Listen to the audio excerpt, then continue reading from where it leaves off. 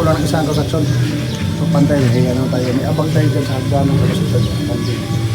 Sidos kabila, DJs lang, nilagay nung isang gumawa kapon.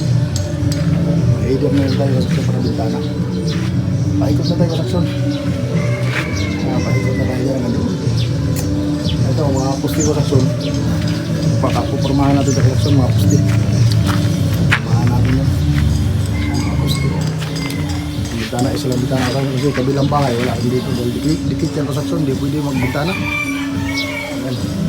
Dikit ba dikit yan, pormahan na natin ang transaksyon. Ito kasi, nalagyan ko ng abang para sa landing. Nilagay kahapon, nang gumawa ng isa, ito lang nilagay ko transaksyon. Di bali, kaya nilagyan ko na dito transaksyon na yun, bagong nilagay ko ng bagong abang. Dito nilagay ko transaksyon, pinamihan ko na yan. 5 piraso para sa landing kasi abanikot lagdanan ko transaksyon. Dalawang bali ang gamit hagdanan dito. Nilagyan ko na yung abang yan. So, ito, siyam na patong pa lang sa kabila, dito 11 na. Kulang pa ng bali 12 yung halog block ng transaksyon, kulang pa ng tatlong patong transaksyon. Tatlong patong yan. Yan. Halo tayo. Banindaman tayo, break tayo na tayo.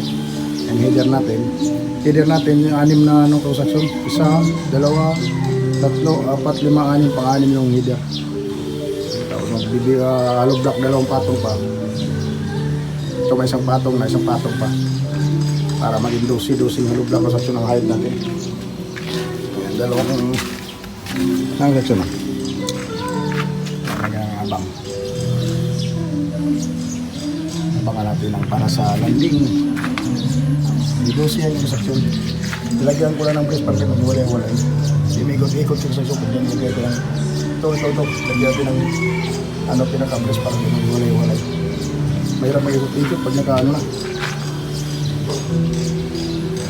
Ito, posti ito. Pormahan na rin natin yung transaksyon. Marami tayo po pormahan. Ilang posti ka transaksyon? 1, 2, 3. 1, 2, 3. Kanto, 4, 5, pang-6 doon sa dulo transaksyon. Pormahan natin yun.